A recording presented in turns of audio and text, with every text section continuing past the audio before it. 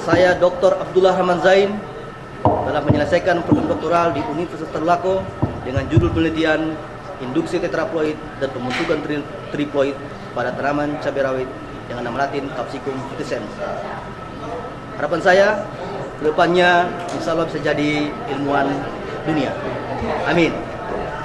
Dengan memohon perlindungan, taufik dan hidayah Allah, Tuhan yang Maha Kuasa, saya membuka sidang promosi doktor atas calon Abdullah Rahman Zain.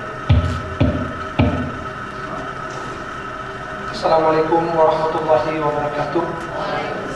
Selamat pagi, sejahtera selalu bagi kita sekalian.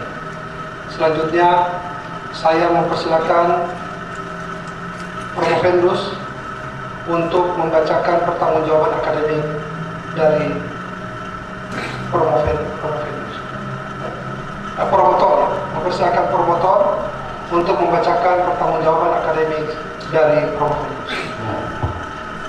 Pak Rektor selaku Ketua Sidang Promosi Doktor pada pagi hari ini. Bismillahirrahmanirrahim. Assalamualaikum warahmatullahi wabarakatuh.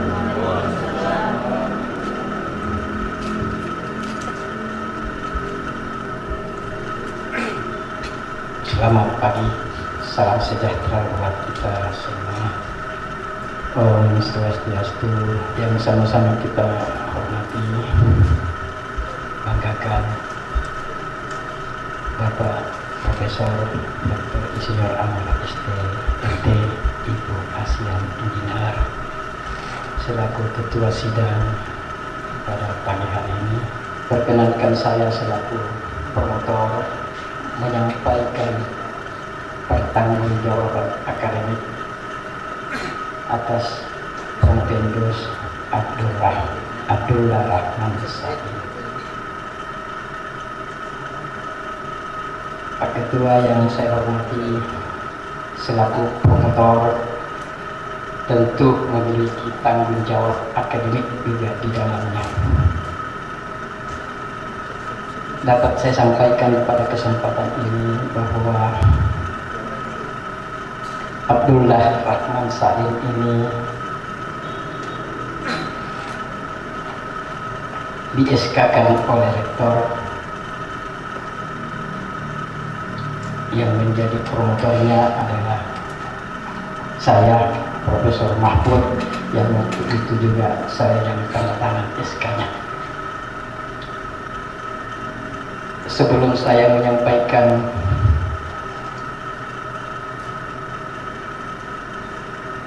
liku-liku dari personality Abdullah Rahman Zain ini, perlu saya sampaikan bahwa sosok Abdullah Rahman ini merupakan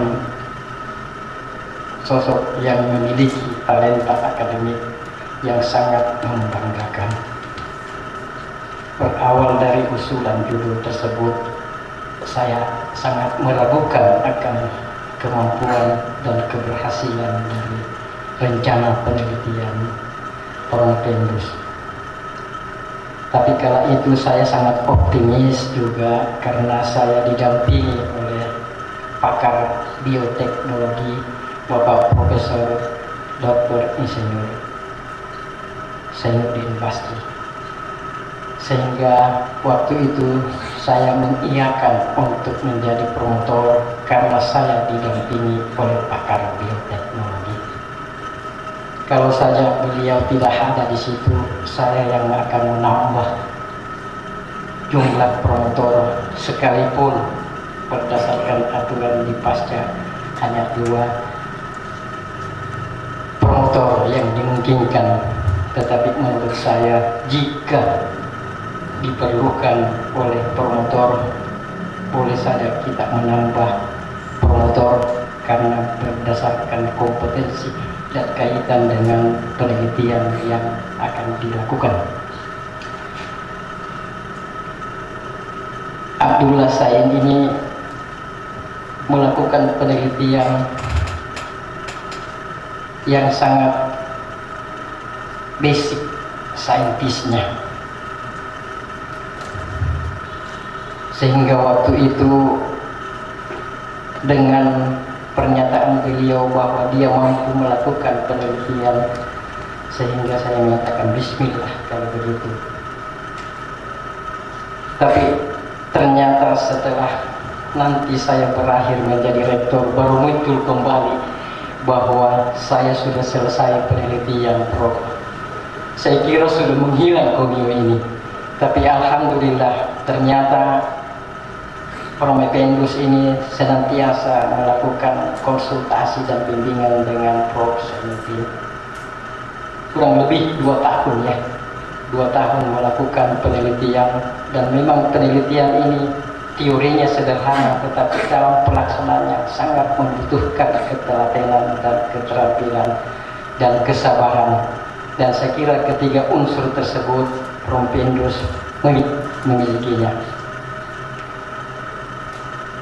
Judul yang dilakukan yang uniknya adalah melakukan persilangan atau mengawinkan 2 jenis cabai yang tetraploid dan diploid, sehingga kurang lebih 2 tahun barangkali selalu sibuk kasih kawin cabai. Akhirnya Promependus lupa juga untuk kawin, sehingga pada kesempatan ini keluarga yang hadir, saya minta kalau dia sudah doktor segera dikawinkan dia, jangan dia sibuk lagi mengawinkan cabai, akhirnya dia lupa kawin. Tadi promotor Prof. Sainuddin telah mendiskusikan di ruang rapat khusus bahwa penelitian Anda ini sangat menjanjikan untuk dikembangkan, sehingga pada kesempatan ini saya sampaikan kepada Pak Rektor selaku Ketua Sidang bahwa apa yang dihasilkan oleh Promependus ini masih dalam tahap dasar dalam pengembangan penelitian bioteknologi, sehingga tentu kita berharap bahwa Tadulako, Laboratorium Fakultas Pertanian, dan kader-kader mahasiswanya memiliki kemampuan untuk melakukan hal-hal yang bersifat teknologi yang lebih maju.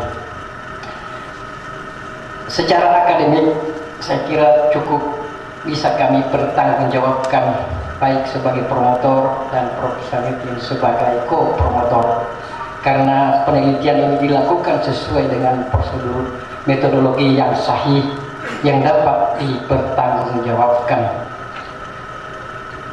Pada kesempatan ini kami juga ingin menyampaikan bahwa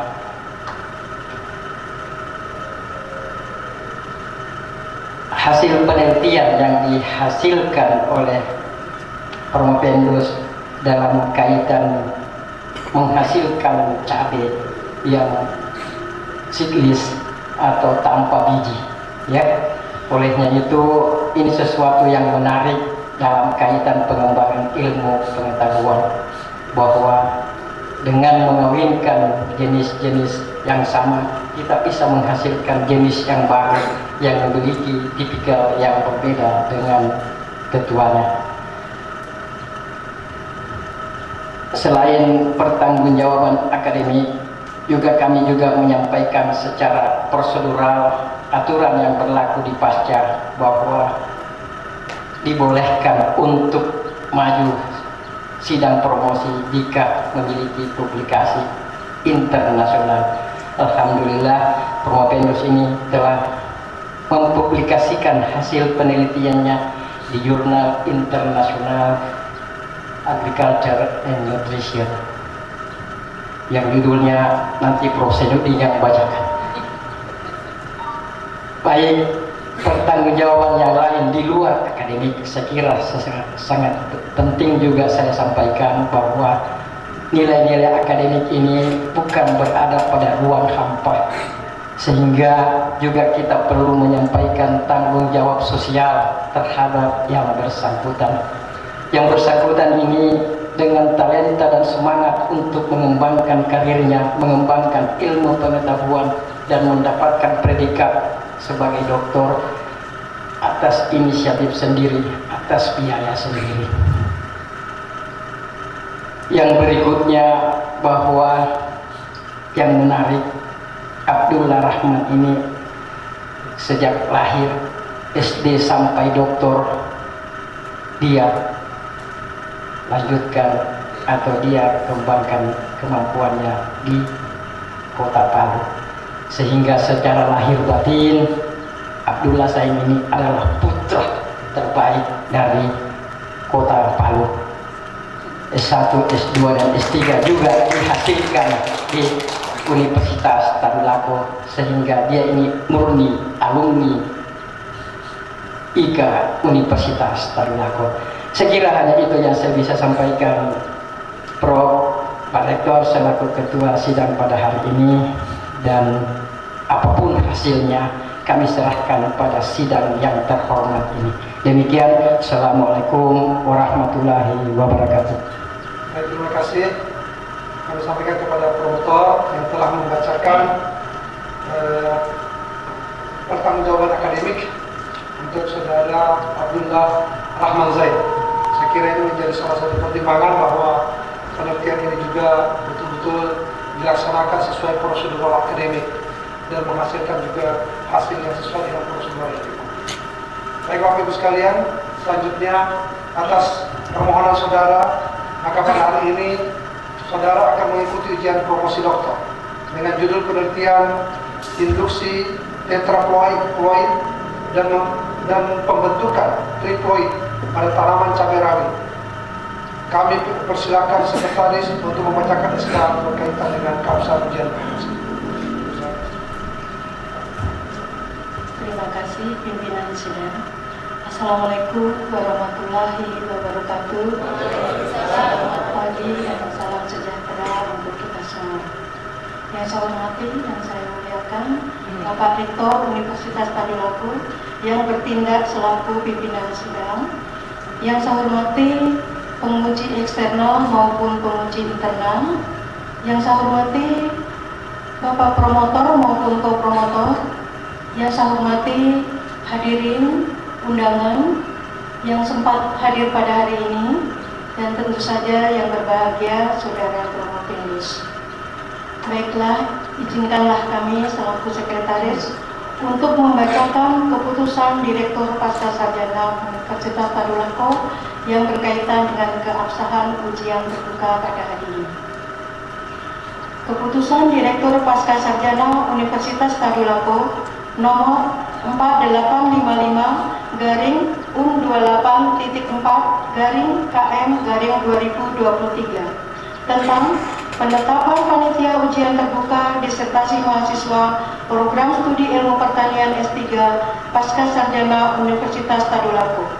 Direktur Pascasarjana Universitas Tadulako membaca dan seterusnya, menimbang dan seterusnya, mengingat dan seterusnya,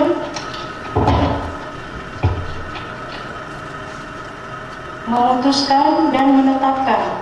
Pertama, mahasiswa peserta ujian disertasi di bawah ini, nama Abdullah Rahman Zain, stambuk E203-19009, program studi Doktor Ilmu Pertanian, judul disertasi induksi tetraploid dan pembentukan triploid pada tanaman cabai rawit Capsicum frutescens. Dengan panitia pelaksana adalah yang terhormat Bapak Profesor Dr. Insinyur Ahmad SPMT Ibu Asian Engineering selaku ketua. 2. Yang terhormat saya sendiri selaku sekretaris. 3. Yang terhormat Bapak Dr. Insinyur Aris Aksara MP selaku penguji eksternal. 4. Yang terhormat Bapak Profesor Dr. Insinyur Fatur Rahman MP selaku penguji internal. 5. Yang terhormat Ibu Dr. Insinyur Sahraini Kadir MP selaku penguji anggota. 6. Bapak Insinyur Muslimin MP selaku penguji anggota. 7. Bapak Profesor Dr. Insinyur Haji Mahfudz MP IPU Asian Engineering selaku promotor. Dan 8. Bapak Profesor Insinyur Jainuddin Basri, PhD, selaku co-promotor. Kedua, konsekuensi pembiayaan yang diperlukan atas diterbitkannya keputusan ini dialokasikan melalui sistem perhitungan pembayaran remunerasi sesuai dengan ketentuan peraturan perundang-undangan yang berlaku. Ketiga, pelaksanaan ujian terbuka dilaksanakan di gedung Aula C Pasca Sarjana. Keempat, keputusan ini berlaku terhitung mulai tanggal ditetapkan dengan ketentuan apabila di kemudian hari ternyata terdapat kekeliruan di dalamnya akan diadakan perbaikan sebagaimana mestinya. Ditetapkan di Palu pada tanggal 8 November 2023, Direktur Profesor Dr. Insinyur Adam Malik, MSc, Ibu Asian Engineering. Demikian yang saya sampaikan. Selanjutnya saya kembalikan kepada pimpinan sidang. Baik, terima kasih Bu Sekretaris.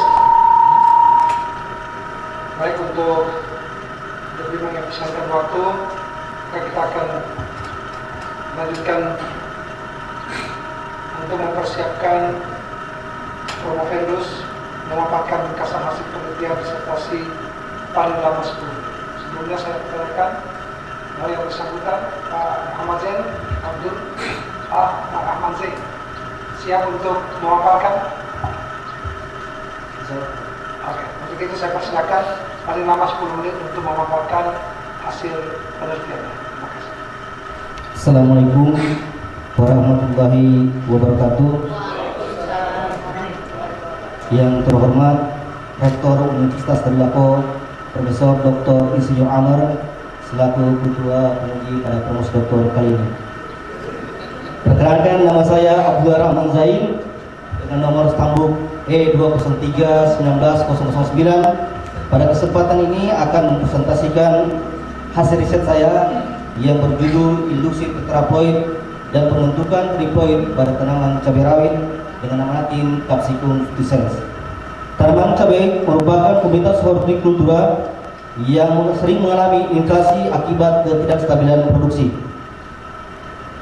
Upaya peningkatan produktivitas dapat dilakukan antara lain melalui pemupukan, pengendalian hama dan penyakit, mekanisasi, ataupun penggunaan varietas benih unggul.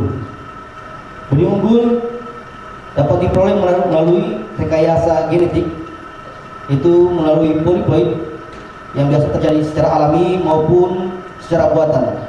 Kalau yang alami itu biasanya dengan paparan petir atau persilangan antar tanaman sejenis. Kalau yang buatan salah satunya menggunakan bahan mutagen yaitu seperti kolkisin atau orizalin. Konsentrasi kolkisin yang telah digunakan pada umumnya berkisar di antara 0,01 sampai dengan 1%. Efek poliploid dapat diamati pada perubahan bagian akar, batang, daun, serta sampai pada vitamin. Upaya untuk melakukan poliploid pada tanaman cabai masih sangat kurang dan hanya sampai pada tahap pembentukan tanaman tetraploid. Berdasarkan hal tersebut, maka dilakukan penelitian tentang induksi tetraploid dan pembentukan triploid pada tanaman cabai rawit.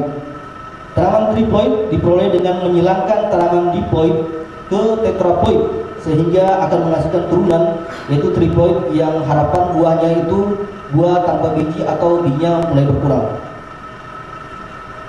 Mengacu pada penelitian terdahulu dalam pembentukan tanaman poliploid, maka keterbaruan dari penelitian ini yang pertama, pembentukan tanaman cabai rawit tetraploid dengan cara merendam benih dalam larutan kolkisin hingga benih berkecambah belum pernah dilakukan.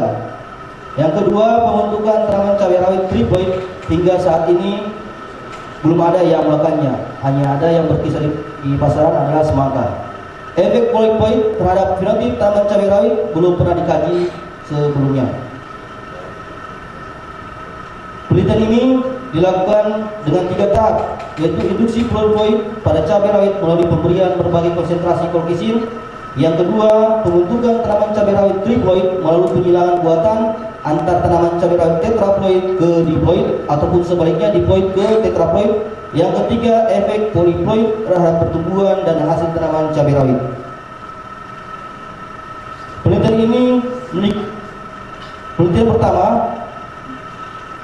Penelitian tahap pertama mencobakan 4 taraf konsentrasi, yaitu yang pertama kontrol, konsentrasi yang kedua itu 0,1, yang kedua 0,2, yang ketiga 0,3% kolkisin. Berdasarkan hasil riset saya pada penelitian pertama, berdasarkan hasil penelitian tersebut, maka diperoleh bahwa benih cabai rawit yang direndam dalam air selama 30 hari perendaman mampu berkecambah dengan normal sebanyak 92,20% sesuai dengan standar benih yang baik yaitu 85%, maka dikategorikan benih tersebut adalah benih yang baik. Pada konsentrasi riset saya, perkecambahan benih cabai rawit pada perendaman kolkisin 0,1 hanya mencapai 26,20% atau 66% lebih rendah dibandingkan dengan benih yang direndam dalam air tanpa kolkisin. Sedangkan benih pada konsentrasi 0,2 dan 0,3 hampir semua dikatakan mati karena efek toksik dari kolkisin. Untuk mengetahui apakah berhasil atau tidak, maka dilanjutkan dengan analisis kromosom dengan metode squeeze. Maka diketahui jumlah kromosom yang terbentuk pada benih yang berkecambah pada konsentrasi 0,1% berjumlah 48, dan yang diploid itu yang netral, yang normal 24. Hal ini karena kolkisin dapat menekan aktivitas seluler pada bagian sitoplasma, terutama dalam menghambat pembentukan benang spindle yang dibutuhkan untuk menarik dan memisahkan kromosom-kromosom yang sedang membelah. Penelitian pada tahap kedua yaitu pembentukan tanaman cabai rawit triploid melalui penyilangan buatan antar tanaman cabai rawit tetraploid ke diploid ataupun sebaliknya diploid ke tetraploid. Presentasi keberhasilan penyilangan dan menghasilkan tanaman triploid melalui penyinasi serbuk sari diploid ke putih tetraploid sebesar 72,2%, sedangkan serbuk sari tetraploid ke putih diploid sebesar 54,00%. Keberhasilan penyilangan buatan pada tanaman serbuk sari tetraploid ke putih diploid yang hanya sebesar 54,00%. Hal ini diduga disebabkan karena kompleksnya mekanisme replikasi dan distribusi materi genetik antar sel dalam pembentukan sel-sel kelenjar jantan pada tanaman tetraploid. Pada penelitian tahap ketiga yaitu mengkaji efek poliploid terhadap pertumbuhan dan hasil tanaman cabai rawit, itu hasil penelitian menunjukkan bahwa habitus tanaman cabai tetraploid paling tinggi dan berbeda dengan tanaman triploid maupun diploid. Demikian pula pada diameter batangnya. Daun yang terbentuk pada tanaman poliploid juga berbeda. Terdapat perbedaan jumlah dan luas daun antar tanaman diploid dan triploid maupun triploid. Hasil ini menyatakan luas daun tanaman diploid lebih luas dibandingkan dengan tetraploid. Tanaman tetraploid berbunga paling cepat, itu sebulan lebih awal dibandingkan dengan diploid. Begitu juga yang triploid.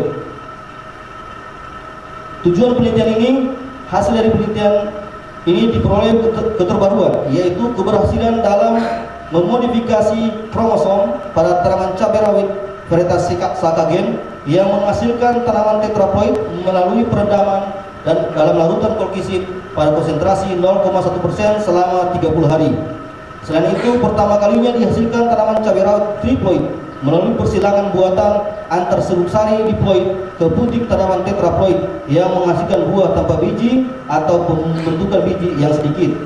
Keberhasilan melakukan polipolisasi dalam penelitian ini telah mendukung upaya pemulihan tanaman cabai rawit melalui perbaikan genetik sehingga diperoleh jenis tanaman cabai rawit baru yang memiliki potensi pertumbuhan, hasil kualitas serta kualitas yang lebih tinggi. Bentuk dan perubahan warna buah cabai dari berbagai efek poliploid. Tapi pada slide ini, tanaman poliploid mempunyai kandungan metabolik sekunder yang lebih banyak, metabolisme yang lebih cepat, dan biomasa yang lebih besar, sehingga menghasilkan warna buah yang lebih terang dan umur buah matang fisiologis yang lebih cepat. Ini pada slide ini tampak ukuran buah cabai rawit poliploid, di mana diploid, triploid, dan tetraploid memiliki perbedaan yang signifikan. Dan ini hasil harapan saya. Hasil harapan saya Pak Rektor, dulu itu kalau yang biasa penelitian orang buat, tetraploid itu pas dikawinkan, yang saya buat pertama ada bijinya. Harapan saya itu target, saya tidak pernah bermimpi, impian saya itu triploid terakhirnya, buatan biji. Jadi penelitian itu 2 tahun penelitian saya itu 2 tahun, jadi terulang terus karena target saya triploid. Mungkin kalau uji kromosom waktu penelitian di tahun pertama mungkin kromosom mengganda, tapi harapan saya bukan itu, tanpa biji begitu. Harapan saya tanpa biji. Jadi mungkin itu dari saya, kesimpulan dari penelitian ini, konsentrasi kolkisin yang efektif untuk menginduksi poliploid pada tanaman cabai rawit adalah 0,1 melalui perendaman biji selama 30 hari.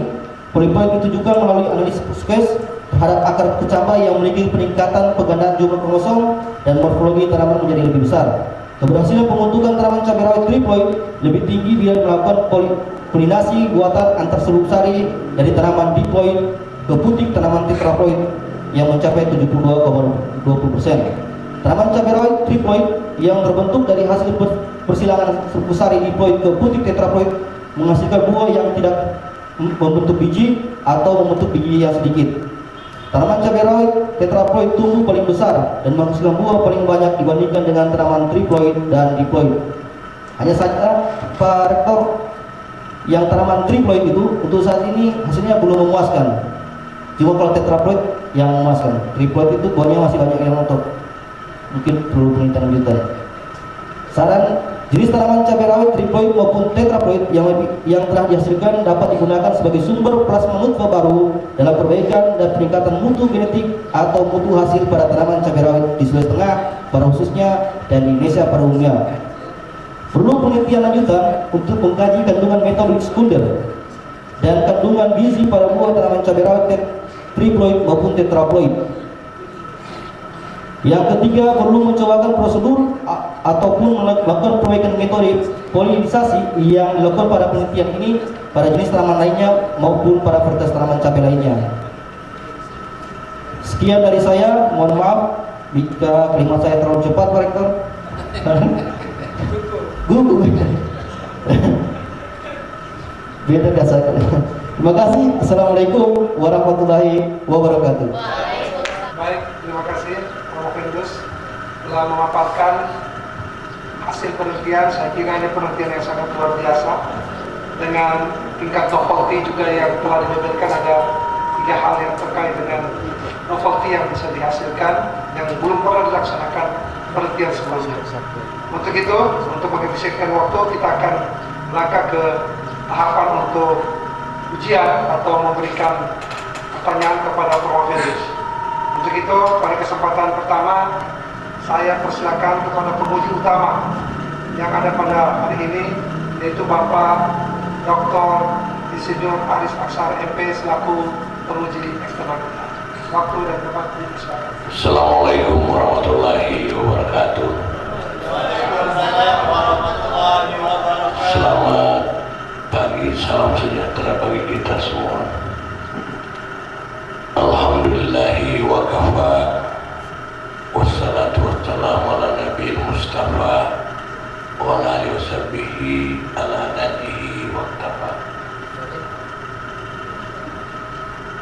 Pertama-tama saya mengajak kita memanjatkan puji syukur kepada Allah Subhanahu wa taala karena pada pagi hari ini kita sama-sama mendapatkan nikmat kesempatan dan kesehatan sehingga dapat menghadiri sidang ujian promosi doktor.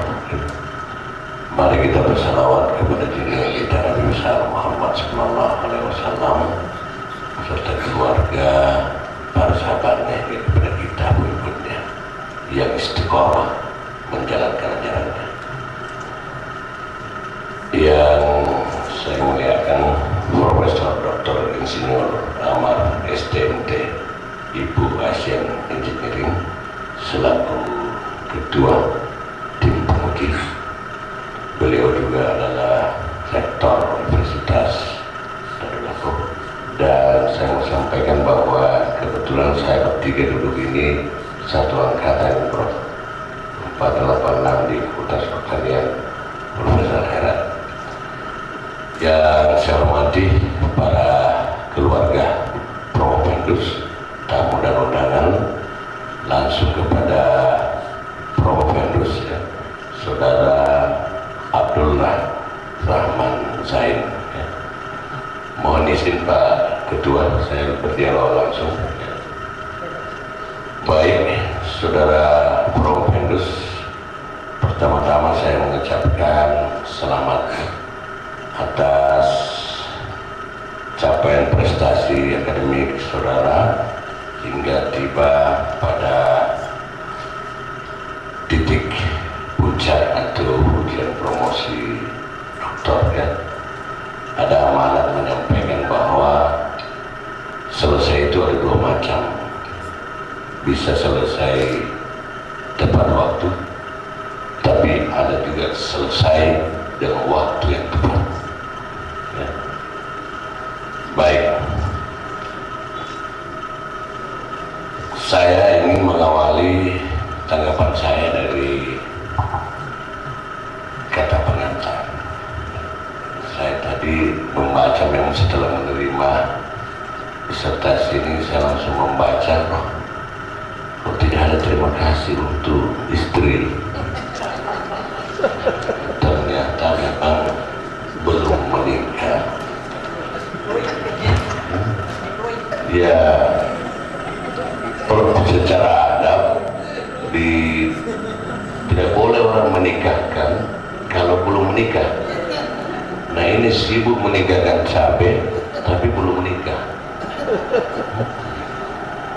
Yang saya ingin tengahkan di kata pengantar sedikit bahwa ucapan terima kasih ini menurut saya sangat penting bagi membacanya.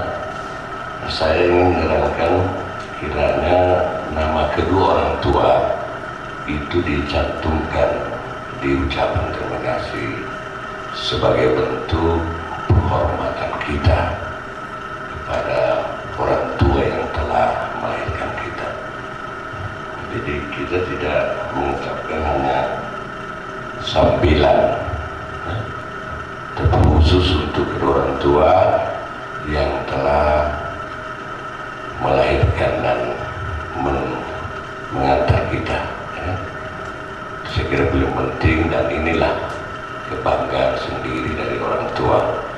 Mereka tidak bisa membanggakan ilmu yang dimiliki kecuali adalah nama sebagai orang tua. Jadi baik, kemudian saya mau masuk ke tanggapan ya, dengan disertasi kita. Saudara Provendus telah melakukan penelitian dan menginginkan diploid dengan tetraploid atau sebaliknya lalu menghasilkan triploid. Apa kelebihan dari triploid ini? Adalah melahirkan tanaman yang seedless ya, atau partenopapri. Nah, saya punya pertanyaan, manfaat apa yang bisa kita dapat dari hasil penelitian ini untuk kemajuan pertanian sekarang ini? Silakan. Jadi kalau untuk menjawab pertanyaan Pak Dokter, untuk saat ini mungkin saya belum bisa, cuma saya kalau bertanya apa manfaatnya potong biji. Kalau dulu orang cerita kalau potong cabai itu kalau ada bijinya khusus buntu, itu lalu biji saya kayak gitu, terus tidak juga kayak seperti itu. Nah, terus yang kedua, sebenarnya ini kemarin kalau kita keluar, Pak Dokter keluar, apa itu terlaku? Apa itu terlaku? Orang kayak nggak remeh. Hari ini saya buktikan bahwa setelah saya mampu buat tanpa biji. Mungkin kalau menjawab secara ilmiah mungkin saya kurang bisa, cuma kalau untuk menjawab ini tantangan saya kemarin tuh kenapa kuliah, kenapa sampai buat cabai tanpa biji. Saya ingin membuktikan pada orang-orang bahwa saya mampu buat ini penelitian ini. Ya, baik. Saya sangat setuju dengan jawaban saudara. Sangat setuju bahwa kita ingin menghasilkan tanaman tanpa biji. Maksudnya begini, masyarakat sekarang ini yang serba instan, memang tuntutannya semakin ingin praktis ya. Dulu anggur banyak bijinya, minta tanpa biji. Begitu juga semangka dulu banyak bijinya, minta tanpa biji. Kalau dibawa makan durian di hutan kota, cari yang bijinya kecil dan kisut. Ke depan tantangan kita, jangan-jangan mereka minta nanti masyarakat ini buah semangka yang sudah dipotong-potong di dalamnya, pas dihidangkan dikupas, buah semangka sudah terpotong-potong. Kamu tidak? Insya Allah.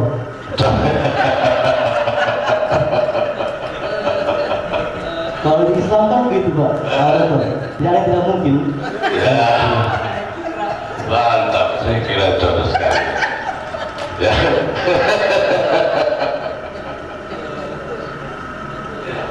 Saya kira itu yang pertama Pak Abdullah, bahwa kita ingin memenuhi permintaan konsumen, sehingga penelitian ini manfaat ke depan. Insya Allah hasil penelitian saudara ini saya kira sangat membanggakan ya.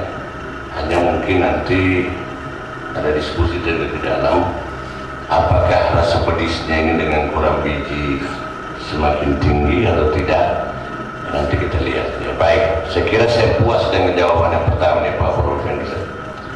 Yang kedua, pertanyaan klasik ini ya, berkaitan dengan metode. Saya melihat dari seluruh rangkaian penelitian saudara ini adalah penelitian di lapangan ya. Mulai dari perendaman biji, lalu penanaman repurbe, tapi menggunakan rancangan acak lengkap. Saat ini ketahui dari saudara alasannya berani menggunakan rancangan acak lengkap. Silakan Pak Profesor. Ini di lapangan, yang pertama saya ambil lokasi saya itu karena menekan biaya. Saya ini kuliah biaya sendiri. Jadi kalau saya jauh-jauh, kayak kalau kuliah di UNTAD, kalau tiap malam itu kan awalnya kan teorinya belum ada. Jadi kalau saya itu biasa kalau penelitian sering datang malam berbicara kayak itu tanaman, kayaknya begitu. Jadi kalau saya itu buat penelitian jauh, saya terdekat dengan biaya. Jadi kalau untuk hobi, mohon maaf kalau cepat bicaranya. Ya, yang pertama itu, kenapa saya pilih rancangan acak lengkap, kenapa saya pilih penelitiannya di luar. Yang pertama itu menekan biaya. Kalau pakai lab, saya mungkin tidak mampu. Terus kenapa saya ambil lokasi saya itu di rumah saya juga, menekan biaya untuk riset, karena perlu pengamatan secara detail. Kayak gitu. Banyak rancangan lapangan itu kan biasa ada 3. Salah satunya itu rancangan acak lengkap. Gitu. Nah, ketika kita ingin melaksanakan penelitian di lapangan, biasanya banyak faktor lain yang bisa mempengaruhi perlakuan yang kita lakukan. Misalnya suhu, sinar matahari, sehingga kita memilih rancangan tertentu. Itu saya tanya tadi, pertanyaan klasik ini, alasan saudara menggunakan rancangan acak lengkap. Atau saya bantu bahwa Anda mampu menjaga semua faktor lain untuk konstan dan tidak berpengaruh pada perlakuan itu, kecuali perlakuan. Begitu Pak Profesor. Caranya Pak Zainuddin untuk menghindari penyilangan untuk tanaman di-sekat dia. Jadi kenapa saya menggunakan acak lengkap ini? Dia itu di-sekat dia untuk menghindari penyilangan untuk taman. Di-sekat dia. Ya, itu berani menggunakan tangan acak lengkap, ya, begitu Bro.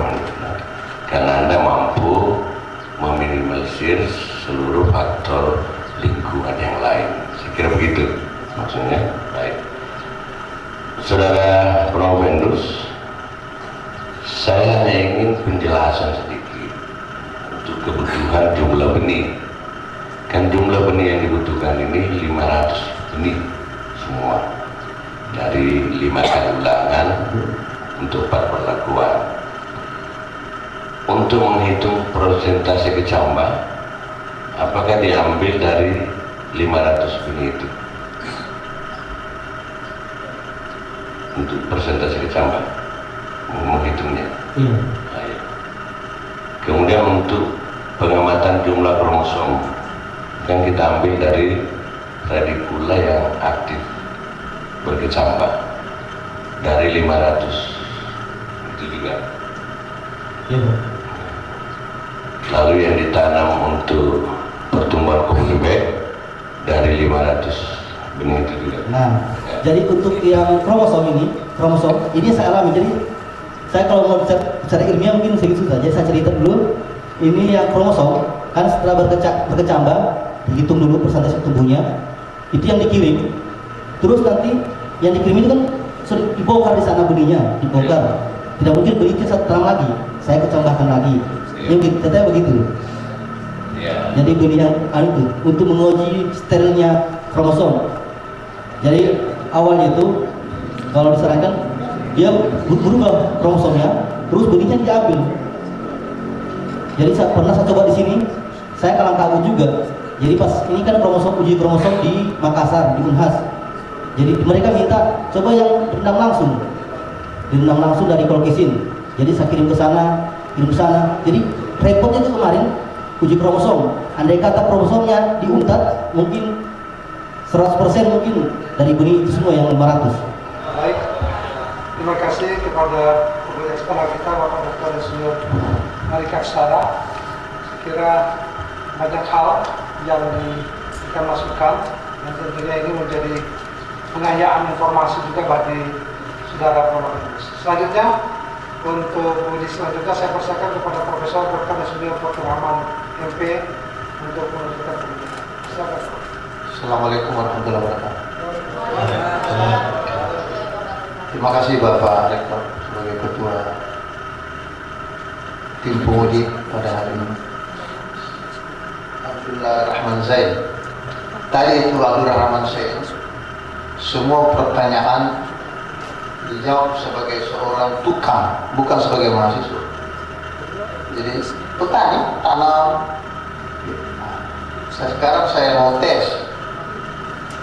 Saya harus paksa Abdullah Rahman Zain untuk menjawab sebagai seorang mahasiswa program doktor. Kalau tidak dijawab ini kita, meskipun selama ini selalu orang lulus ujian, tapi kali ini bisa saja terjadi tidak lulus orang ujian.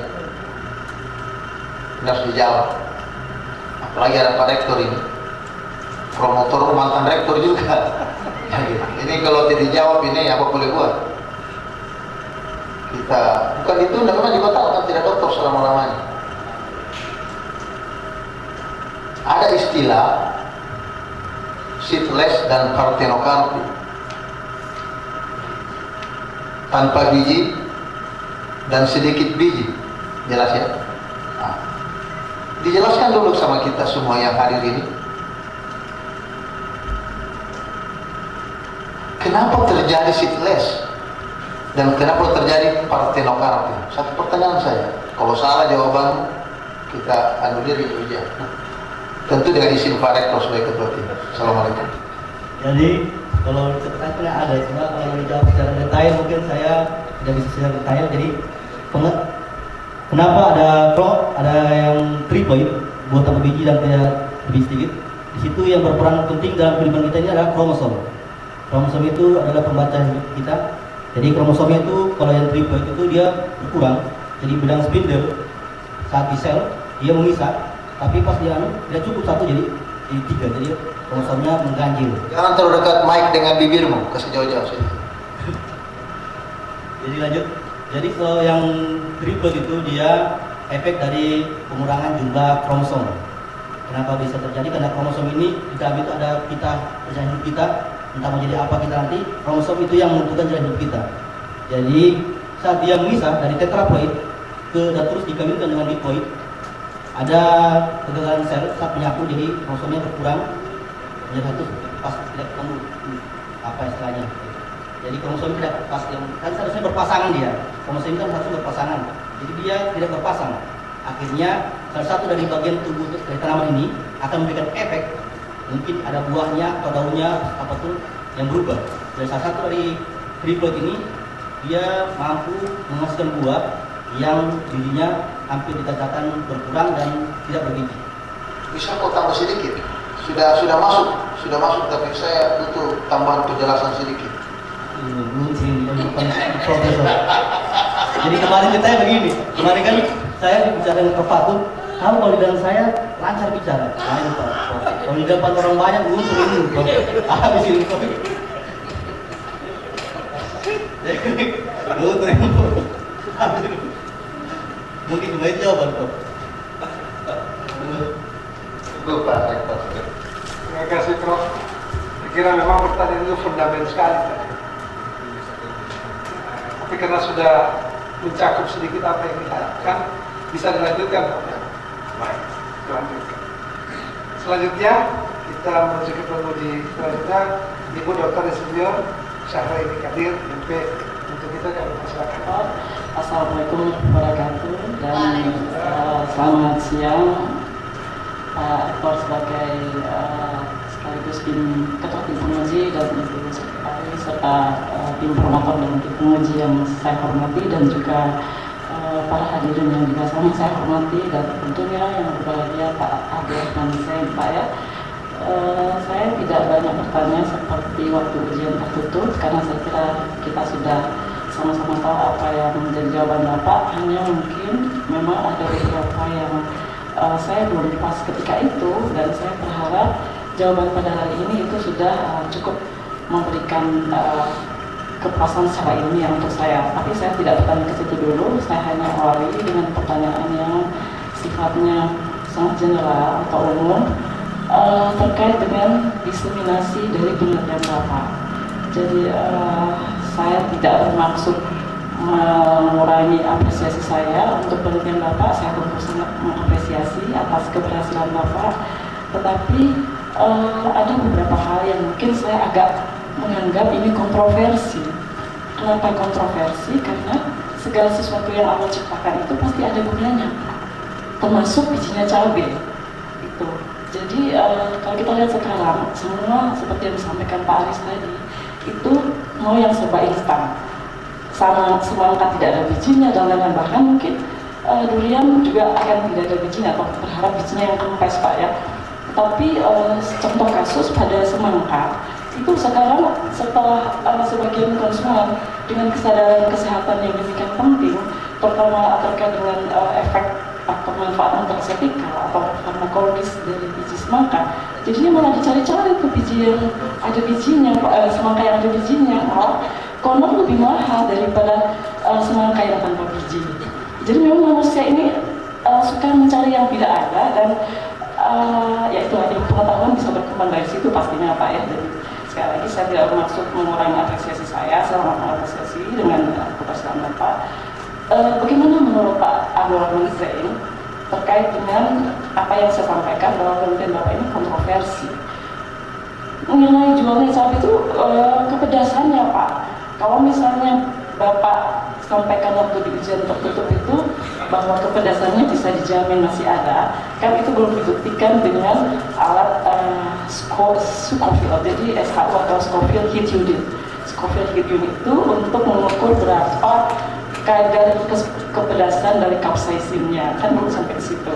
Nah, oke, saya percaya itu mungkin ke situ Pak ya, tetapi bahwa sumber rasa pedas itu ada pada plasenta.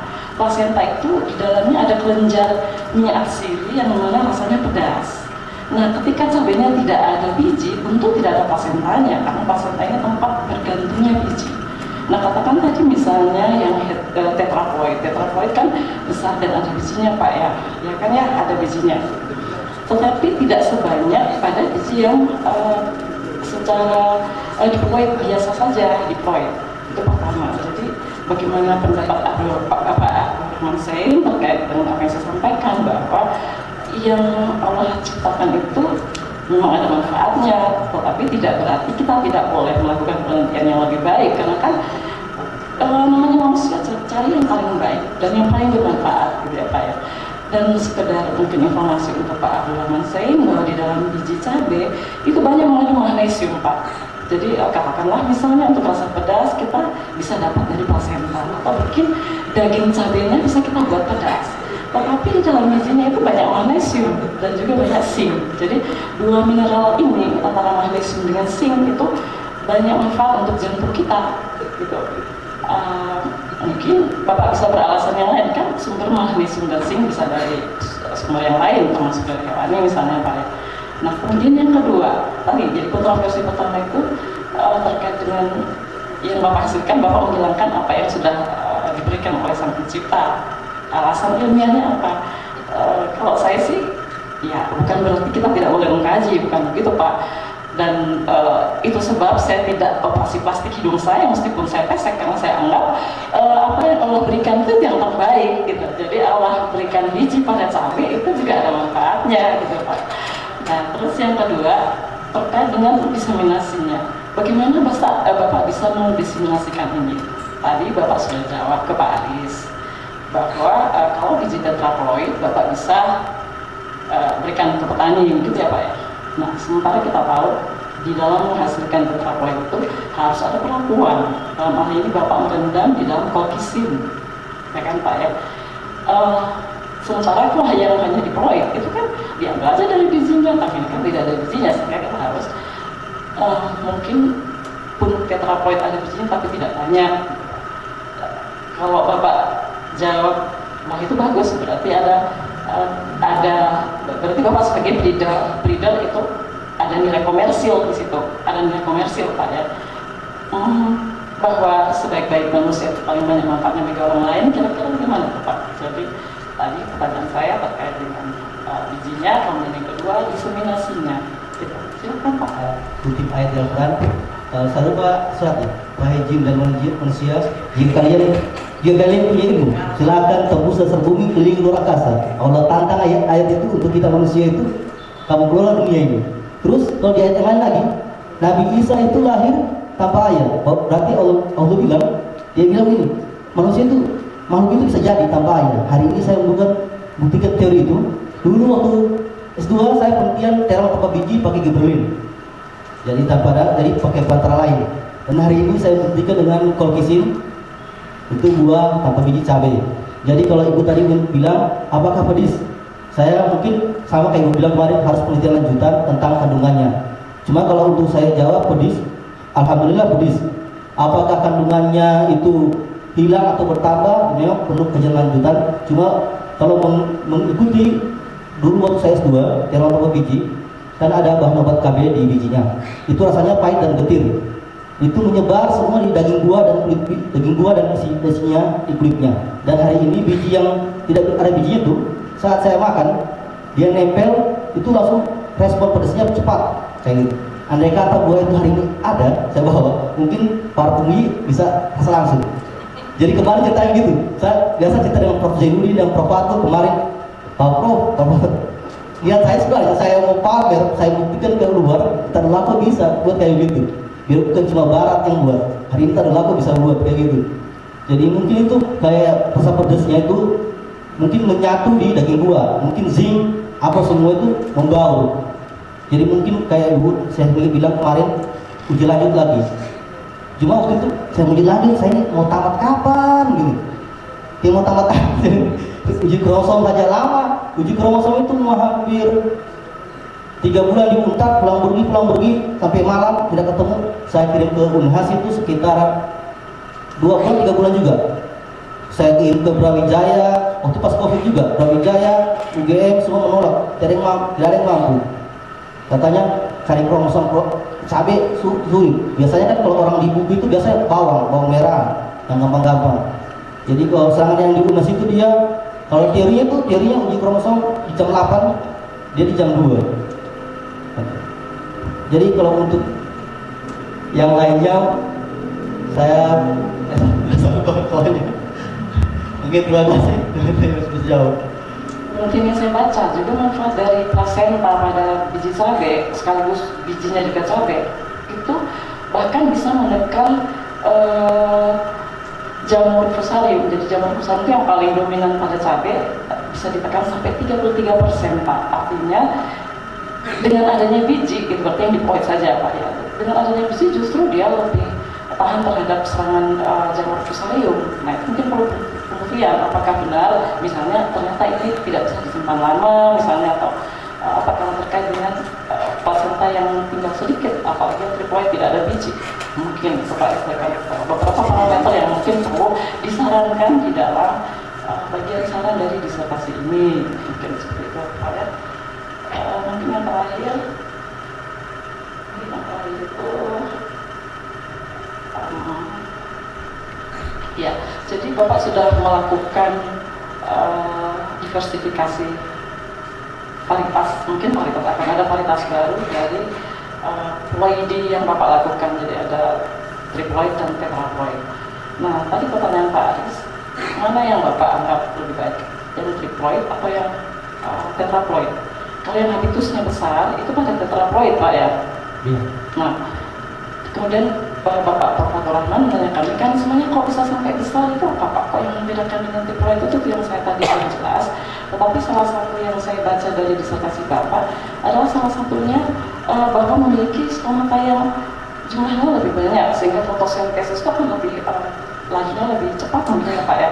Tetapi apakah Pak Rahman pernah berpikir bahwa ya mungkin habitusnya besar, mungkin cabainya juga besar buahnya, tetapi dengan stomata yang banyak, tapi kan stomata pada daun, Pak, ya, itu tanamannya bisa terutama di musim kemarau yang berkepanjangan itu tidak akan berumur panjang, meskipun memang cabai ini tanaman annual atau mungkin hanya biennial, bukan perennial, tetapi kondisi kita yang kering, ya, mungkin agak kurang cocok. Itu mungkin aspek yang lebih jauh karena terkait dengan stomata yang banyak, tentu akan laju transpirasi juga lebih sering atau lebih laju transpirasinya, Pak, ya, sehingga tanaman akan cepat mengalami kekeringan. Saya kira itu mungkin Pak Rahman, demikian Pak Iqbal. Kepada Ibu Syahraini, jadi ini sebagai bentuk masukan juga untuk bisa dilaksanakan penelitian lanjutan dari apa yang telah dikemukakan. Cukup menarik juga sih. Orang sekarang cari yang tanpa biji, tapi juga ada yang suka ada biji. Nah, paling tidak ini jadi alternatif dalam kehidupan dia. Kalau dia mau yang sedikit manis-manis, pada saat dia cari yang tanpa biji. Seperti itu. Terima kasih.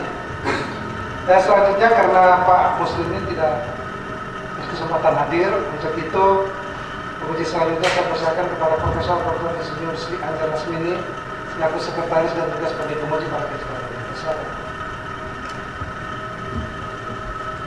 Terima kasih pimpinan sidang. Assalamualaikum warahmatullahi wabarakatuh. Yang saya hormati pimpinan sidang, tim penguji eksternal maupun internal, dan co-promotor dan hadirin sekalian yang saya muliakan. Sebenarnya pertanyaan saya ini beda-beda tipis dengan sahabat saya ini, adik saya ini, Ibu Dr. Syahraini. Jadi begini, selama ini kita punya image masyarakat seluruh dunia yang bersebut itu bahwa yang namanya cabai itu pasti identik dengan pedis. Ya, jadi saya berpikir ini penelitian dari segi saintis, saya sangat mengapresiasi. Tapi mungkin nanti saudara promotor bisa menjelaskan apa sih tujuan utama ini selain dari saintis tadi. Kenapa bukan paprika yang saudara ambil? Kalau paprika kan jelas bahwa buahnya yang kita ambil, ya. Jadi untuk bijinya kita abaikan, nggak jadi masalah karena memang yang diutamakan adalah daging buahnya. Beda dengan cabai rawit, apalagi kalau pada situasi yang sangat mahal itu biar sedikit, yang penting ada rasa-rasa pedasnya. Nah ini justru temuan yang fantastis ya untuk Universitas Tadulako ini, karena jarang memang mahasiswa sekarang kalau mau penelitian tentang hal seperti ini ya, mereka ingin cari yang mudahnya saja, sehingga sekali lagi saya apresiasi. Tapi saya ingin penjelasan juga dari saudara Profesor Idris terkait dengan ini. Kemudian yang kedua, untuk menciptakan tanaman tetraploid itu apa sih saudara? Maksudnya untuk menciptakan atau memperoleh tanaman yang tetraploid yang stabil, itu memerlukan berapa lama? Terus apa sebenarnya tantangan utama yang kemungkinan saudara akan hadapi? Mungkin itu. Terima kasih. Kalau untuk orang bilang katanya buahnya tidak pedis, tidak pedis, tidak pedis, mungkin untuk saya rasanya sebenarnya pedis sebenarnya. Pedis. Kalau untuk saya bilang pedas, pedas. Jadi sempat dulu itu pas buah itu jadi, saya bawa ke nama Prof. Zainuddin. Jadi buahnya saya kasih lihat, udah pedas, pedas memang. Jadi memang betul Bang Bu saya ini uji lanjut untuk itu, untuk tes kandungannya. Habis itu, terus kalau nanti kalau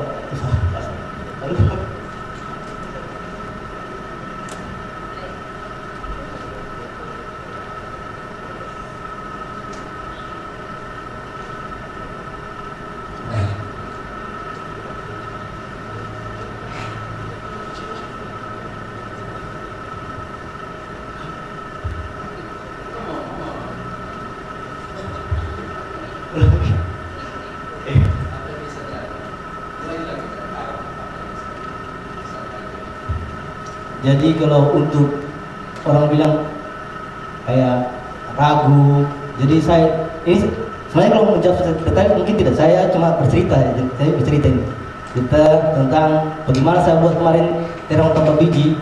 Itu tanya orang rasanya ini memang rasanya berubah, ada rasa yang pahit dan getir yang terkandung dalam biji terong itu keluar dan semua menaungi di daging buah dan kulit buah.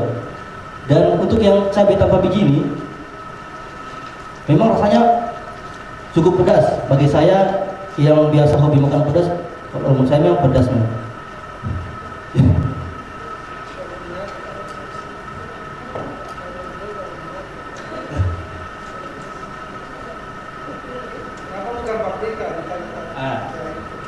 Jadi kemarin itu kenapa bukan paprika? Jadi target penelitian saya datang waktu itu kuliah S2 itu cara S3 di Unpad, langsung incar itu tanaman cabai.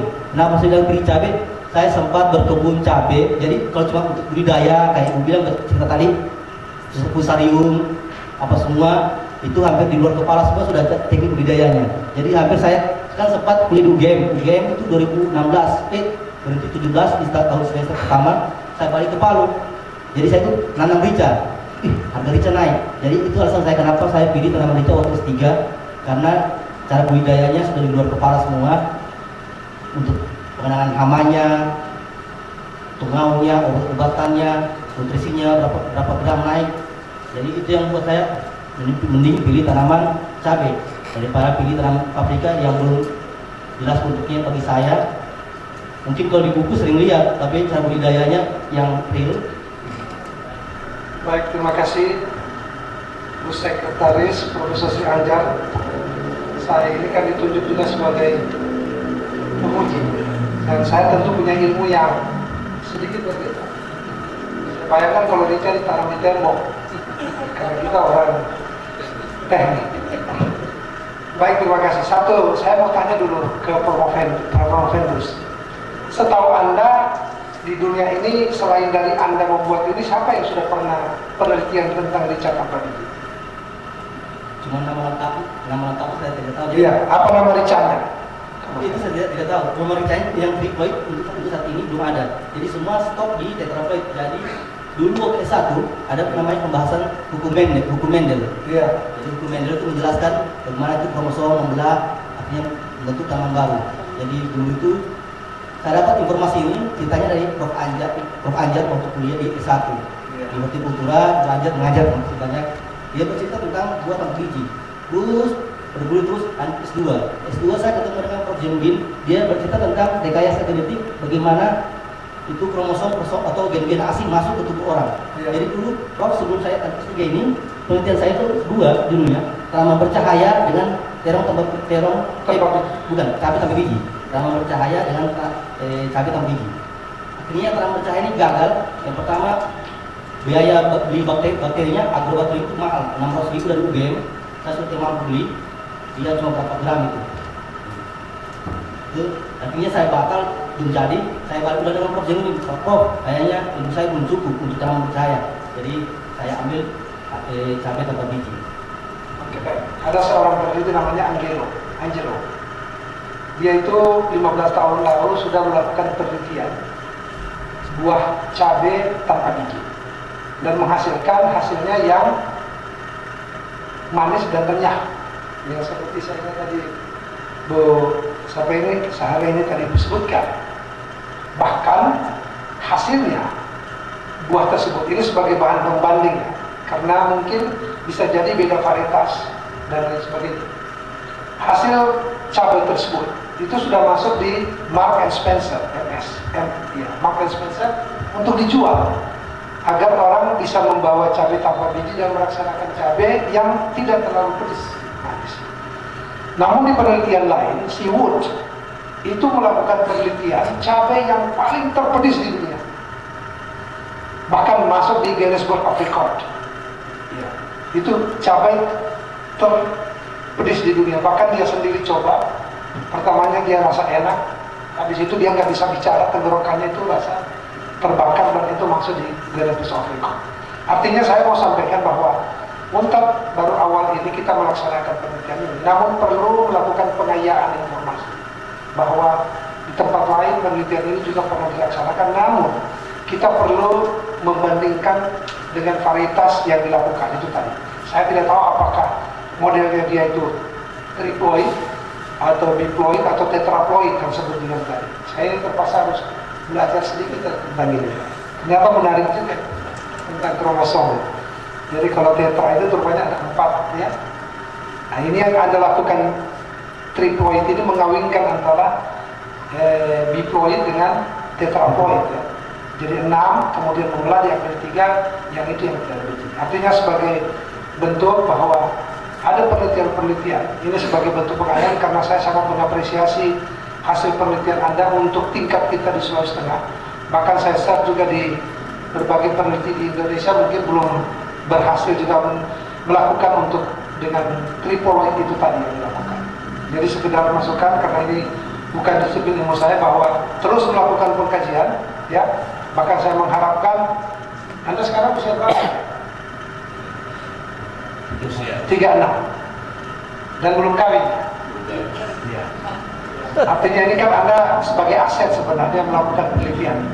Semoga setelah ini kalau Anda dinyatakan lulus ya, dinyatakan lulus dan dapat doktor ya, itu ada kesempatan untuk bisa mendaftar jadi dosen di UNTAD gitu ya, di CPNS.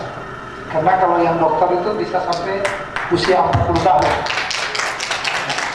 Dan ini terus dikembangkan sebagai bentuk penelitian-penelitian baru dan coba dikemas dengan berbagai bentuk penelitian di luar sehingga pengayaan informasi seperti yang dikemukakan tadi bisa Anda ketahui gitu, bahwa memang rata-rata cabai tanpa biji yang dibuat itu adalah untuk konsumsi yang tidak terlalu pedas. Tapi itu tadi, kalau mendengar penjelasan Anda bahwa yang Anda buat itu rasanya cukup pedas. Jadi memang kepedasan cabai itu biasanya ada di bijinya.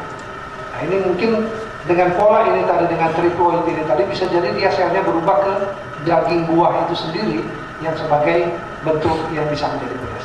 Saya hanya memberikan saran dan juga masukan bahwa penelitian ini memang sangat baik dan perlu dikembangkan dan perlu melakukan penyesuaian, bahkan kalau boleh pembanding-pembandingnya itu dengan berbagai jenis cabai atau dengan varietas-varietas yang lainnya.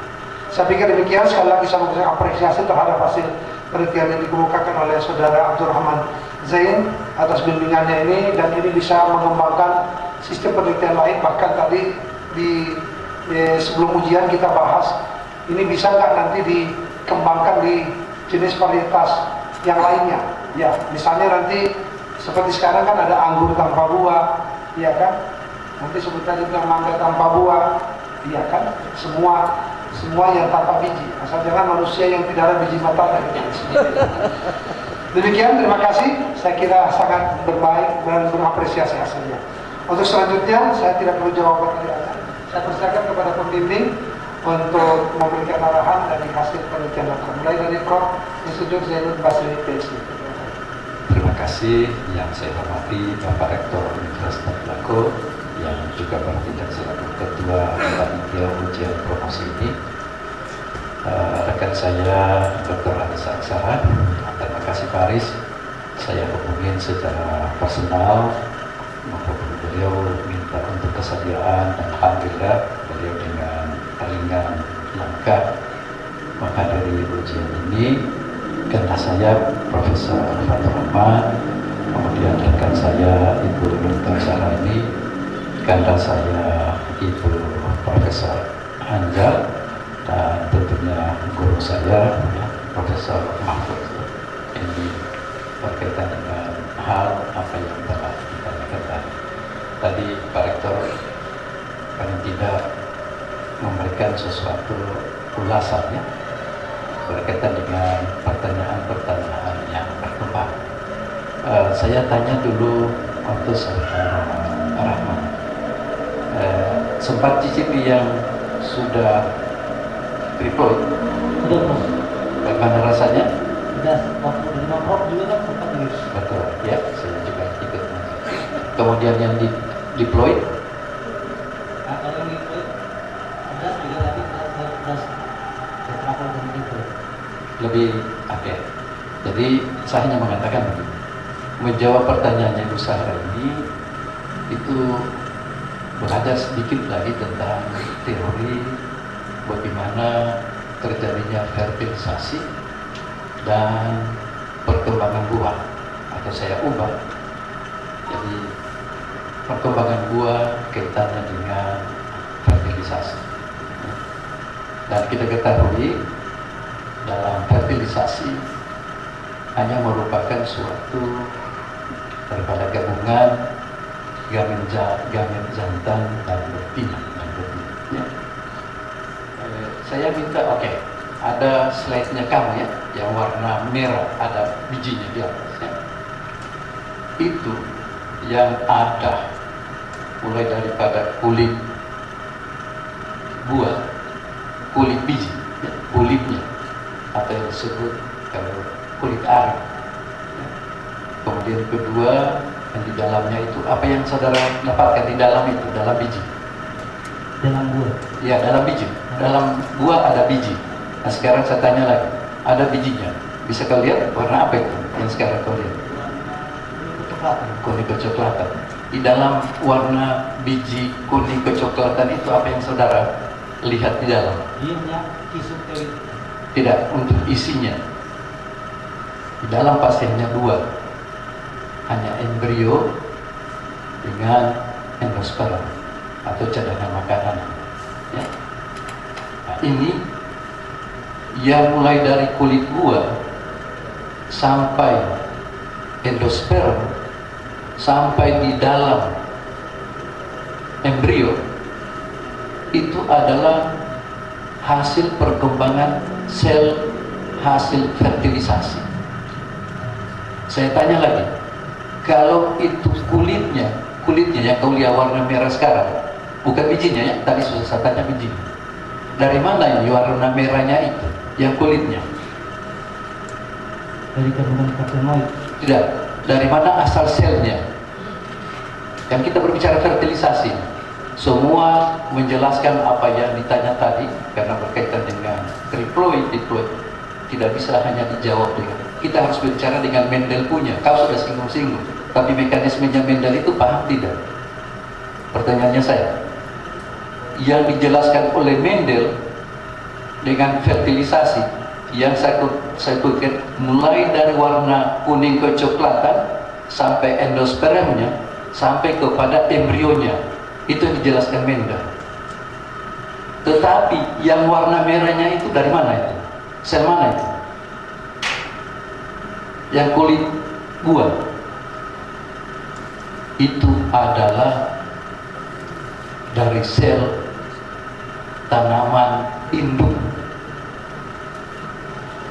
Lihat ya, Katakan seperti pisang. Ada bijinya? Tidak. Tidak ada bijinya. Dari mana itu kulit biji? Kulit biji saya tanya. Kulitnya buah untuk pisang.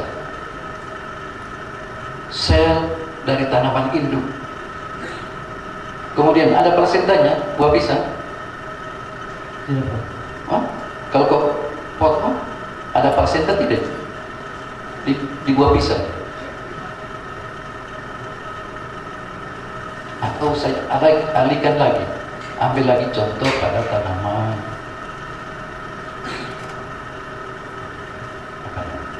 Bisa lah, ubi saja saya sebut ya, ubi kayu.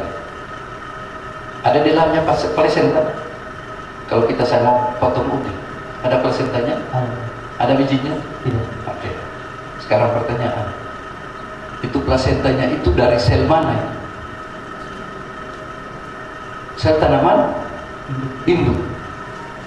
Tidak ada hubungannya dengan yang hasil fertilisasi. Kemudian pertanyaannya, plasentanya menentukan wah itu katakan pedis, tidak pedis. Ada tidak plasenta di dalam? Ada. Dari mana itu plasenta? Dari induk. Induk. Tidak ada kaitannya dengan itu. Yang kita bicarakan ada biji atau biji, itu berbicara dengan fertilisasi. Berbicara dengan struktur buah harus dipisahkan. Yang mana berasal dari sel induk. Induk ini artinya ya tanaman menghasilkan buah ya. Kalau pisahkan begitu. Kamu lihat, kamu potong ada di tengah-tengahnya tuh. Kalau andai kata pisang berbiji, di situ sudah melekat di plasenta itu.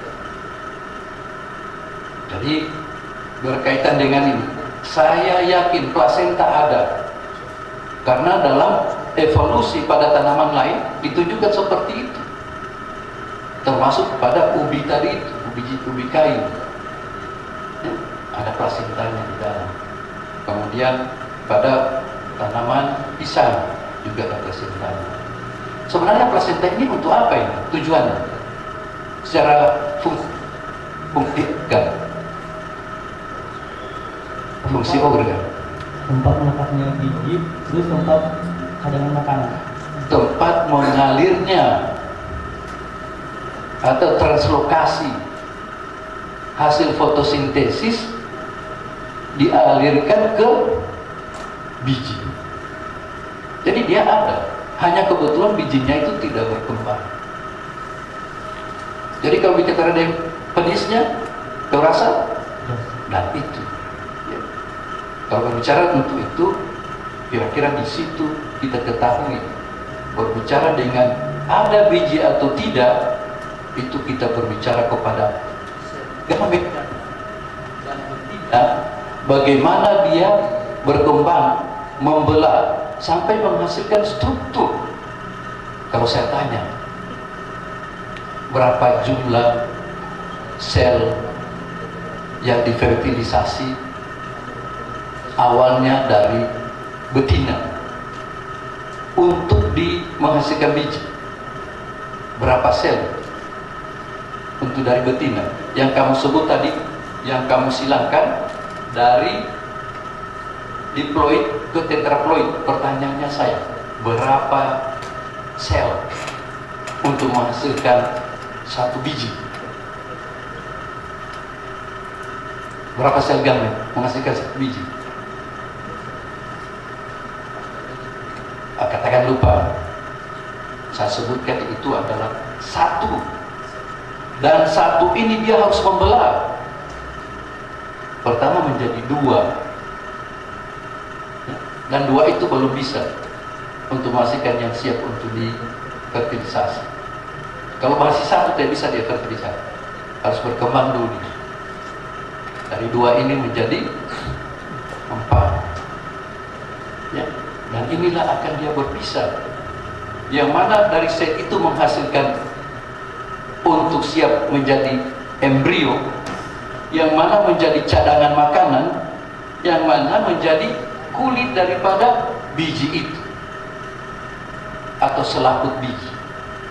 Di luar daripada itu sel dari betina. Nah, ini kalau kita berbicara dengan memahaminya berkaitan dengan sains ini, ya. Jadi saya katakan itu kalau dikupas ini boleh dikatakan, tapi saya sangat yakin plasentanya akan ada, karena dia tidak bergantung dengan sel betina, sel daripada hasil fertilisasi, karena ini berkembang dari sel betina, sel induk. Saya ambil contoh tadi, kebetulan memang ubi kayu tidak ada bijinya, tapi ada itu. Tapi plasenta itu adalah untuk mengalirkan aliran daripada hasil fotosintesis untuk menghasilkan berbagai yang dibutuhkan dalam perkembangan buah. Ya. Kemudian yang kedua berkaitan dengan hal-hal lainnya, seperti dikatakan oleh Ibu Anjar dan sebagainya. Saya mengatakan bahwa kenapa dulu saya juga arahkan kamu untuk apa tanamannya kita di magister yang saya bimbing juga, ya turun ya. Kita dengan aplikasi atau treatment mempengaruhi aspek fisiologis.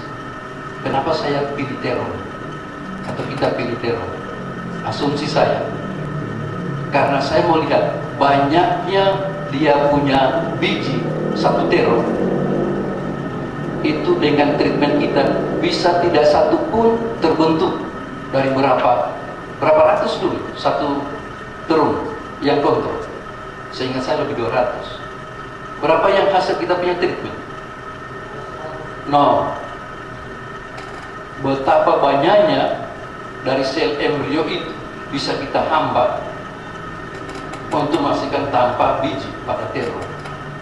Lalu itu saya arahkan kamu untuk perlakuan fisiologis. Fisiologis itu sementara, habis treatment akan kembali semula.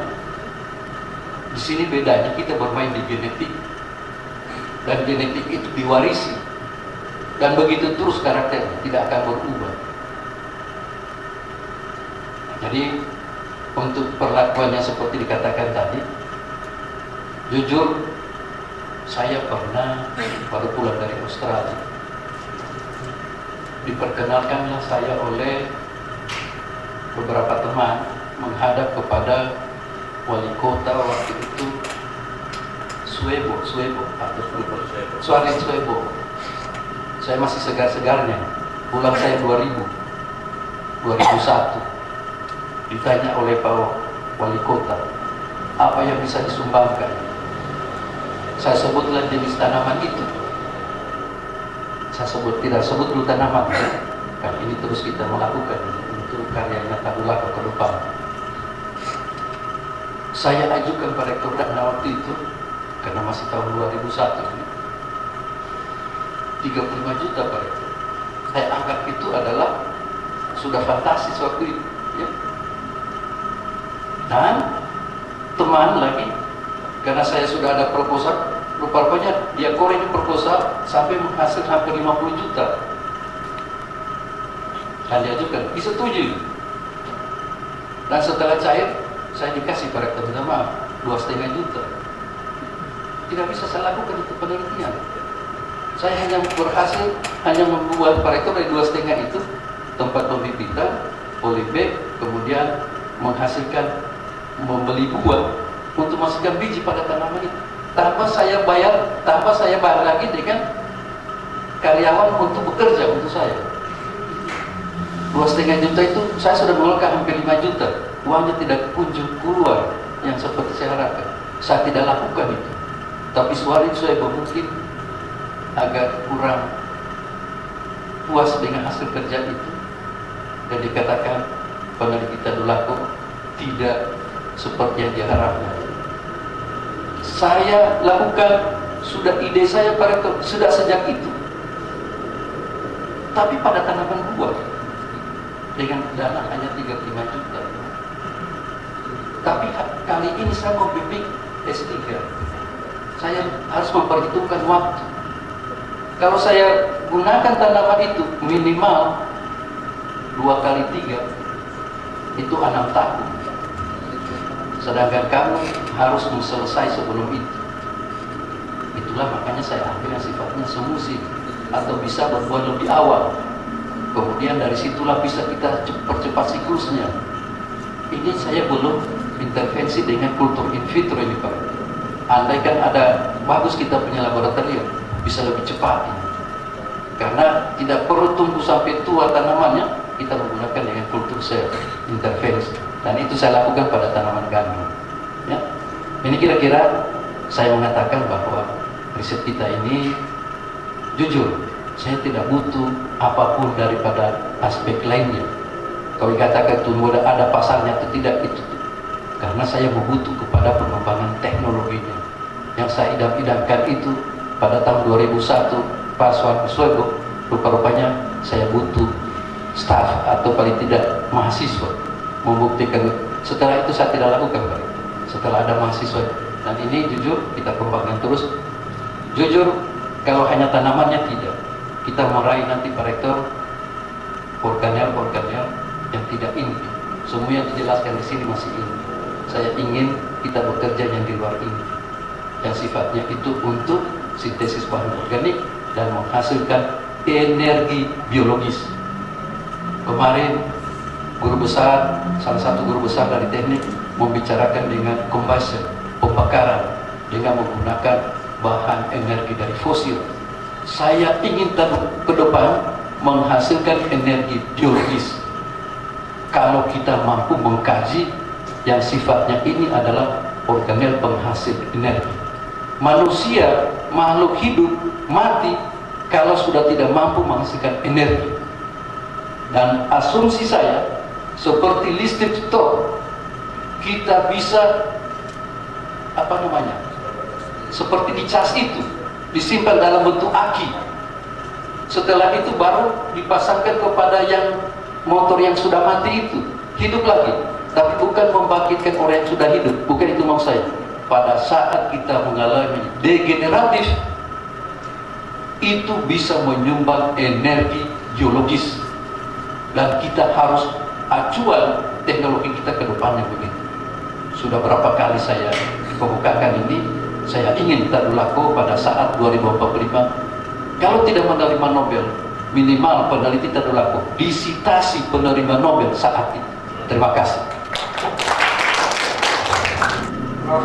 Zainuddin luar biasa dan dapat bimbingan yang luar biasa, dan ini saya kira penelitian yang terus bisa berlanjut.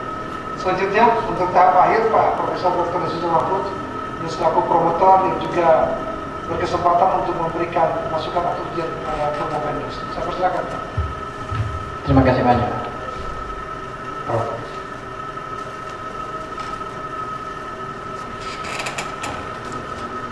Saya yang terakhir, dan saya kira masukan baik berupa pertanyaan, saran, dan sanggahan dan semua peneliti sudah sangat komplit ya. Saya hanya ingin menyampaikan selamat kepada Abdullah Rahman Salim, sekaligus saya bersyukur selaku promotor. Saya tadi menyampaikan pertanggungjawaban akademik.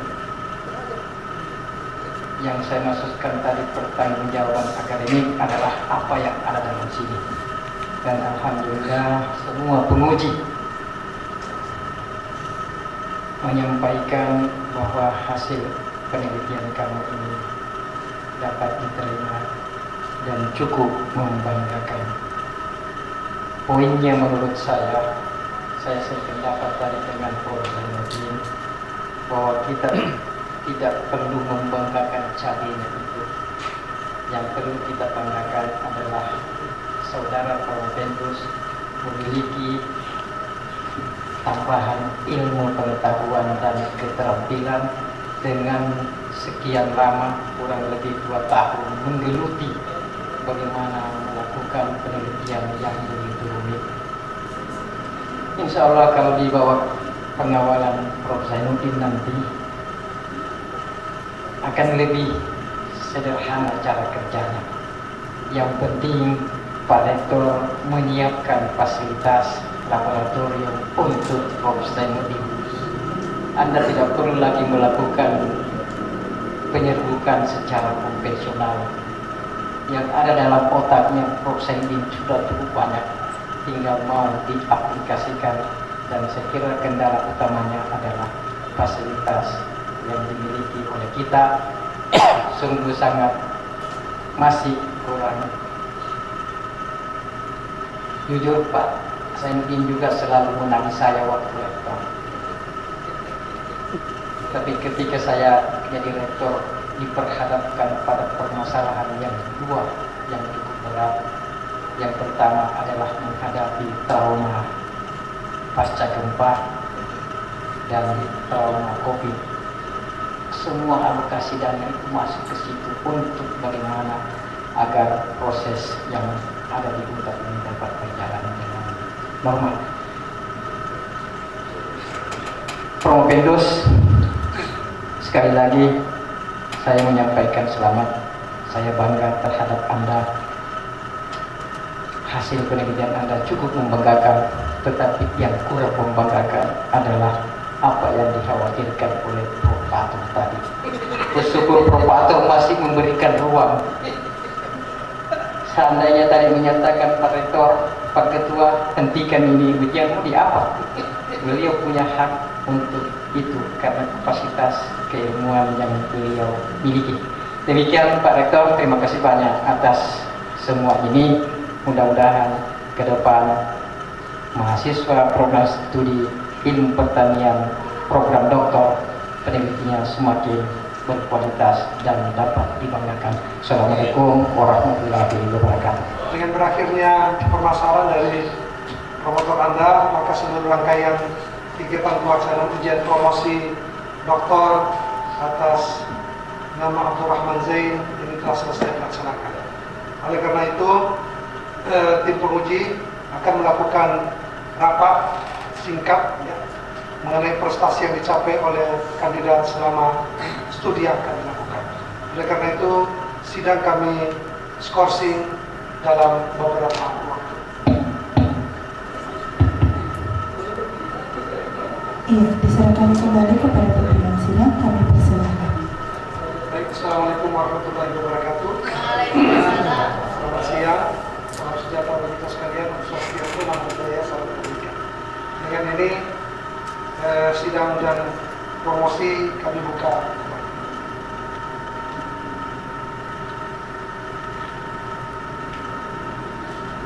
Baik Bapak Ibu sekalian, setelah tim penguji merampungkan hasil nilai yang diberikan, kemudian kami akan mengumumkan mengenai prestasi yang dicapai oleh kandidat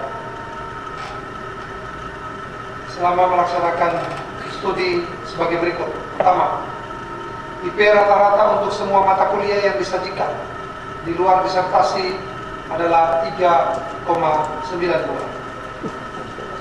Disertasi sebagai hasil karya tulis dan penampilan dalam redenasi ilmiah mendapatkan nilai rata-rata 89,96 atau secara dengan A.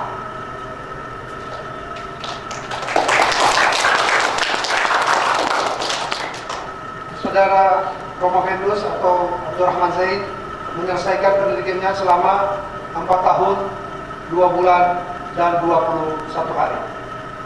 Dengan merata-ratakan hasil prestasi tersebut, maka kandidat memperoleh angka akhir kelulusan sebagai Dr. Abdullah Rahman Zain dan dinyatakan lulus dengan predikat sangat memuaskan.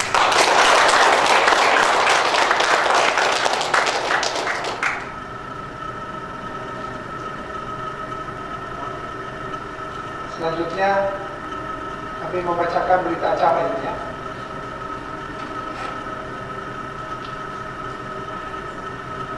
Berita acara ujian terbuka doktor pada hari ini Selasa 21 November 2023 pukul 9.30 WITA sampai selesai telah dilaksanakan ujian terbuka doktor terhadap mahasiswa bernama Abdullah Rahman Zain nomor pokok E203-19-009, program studi Doktor Ilmu Pertanian, dengan judul penelitian induksi tetraploid dan pembentukan triploid pada tanaman cabai rawit oleh Panitia Ujian Terbuka Doktoral Program Pascasarjana Universitas Tadulako, dan sesuai dengan surat keputusan tim penguji ujian disertasi nomor 4855 UN 28 KM 2023 tanggal 8 November 2023, dengan susunan panitia: Ketua Profesor Dr. Insinyur Amar STMT Kuasa Engineering, Sekretaris Profesor Dr. Insinyur Sri Anjar Lasmini MP,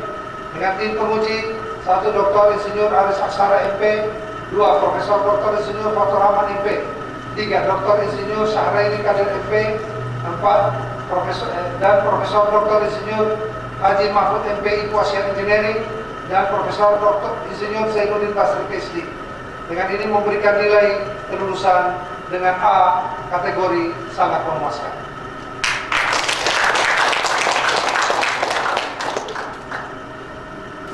Gimana? Prof. Vendus setuju dengan hasil tersebut? Ya. Menerima? Kami persilakan kepada Dr. Abdurrahman Muhammad Rahman Zain untuk maju ke depan untuk menandakan acara. Terima sudah dokternya.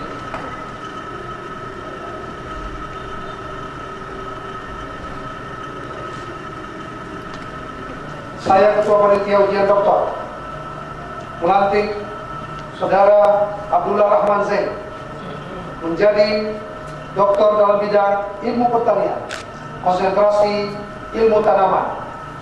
Moga-moga Allah menerima amalan saudara sebagai amalan jariah yang akan saudara abdikan bagi ilmu pengetahuan nusa bangsa dan agama. Semoga saudara dapat mempertahankan integritas Islam saudara sebagai dokter. Dan saya ucapkan selamat. Terima kasih.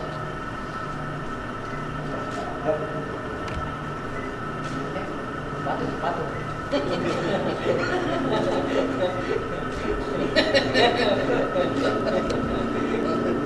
Selamat.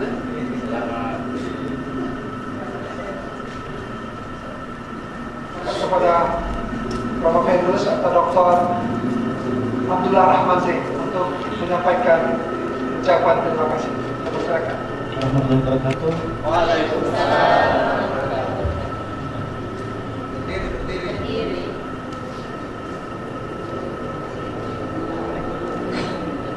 Ini masih belum apa rupanya.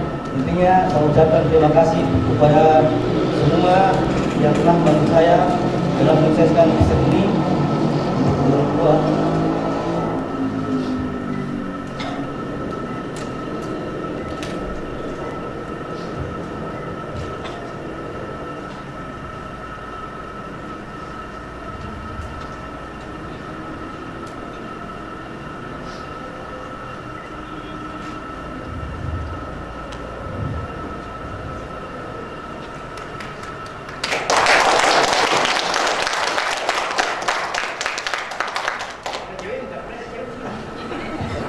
Dulu sempat lanjut di UGM terus berhenti. Habis itu kan dapat beasiswa dari arahan Prof. Zainuddin. Pas saya balik ke rumah kena marah. Orang setengah mati dapat beasiswa, kamu cuma tinggalkan hari ini. Terima kasih kepada kedua tua, kakak. Terima kasih Prof. Zainuddin. Selama saya kuliah, terima kasih Wanjar.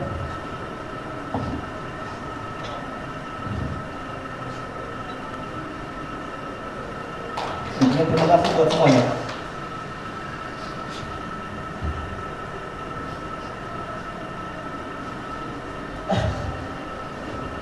Assalamualaikum warahmatullahi wabarakatuh.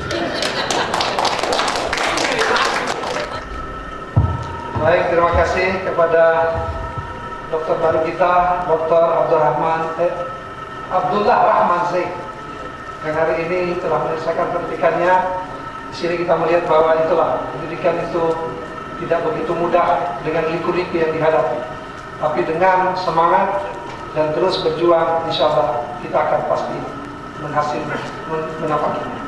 Demikian baik Bapak Ibu sekalian, dengan berakhirnya pemasaran atau ucapan terima kasih dari Porlokindus atau Dr. Abdullah Rahman Zain, maka berakhirlah seluruh rangkaian acara kegiatan sidang promosi ujian pada hari ini. Untuk itu kami ucapkan sekali lagi terima kasih kepada seluruh tim penguji yang hadir pada ini. Ada Dr. Insinyur Aris Aksara MP selaku penguji eksternal, Bapak Dr. Profesor Dr. Insinyur Fathur Rahman MP, kepada Dr. Insinyur Syahrini Kadil MP, kepada Profesor Sekretaris Profesor Dr. Insinyur Sri Anjar Lasmini MP, kemudian kepada Promotor Profesor Dr. Insinyur Haji Mahfud FPI Equation Engineering, dan Profesor Insinyur Zainuddin Basri PSG. Dengan berakhirnya kegiatan ini, maka seluruh rangkaian kegiatan promosi ujian dokter pada hari ini kami nyatakan ditutup dengan resmi. Demikian, wassalamualaikum warahmatullahi wabarakatuh.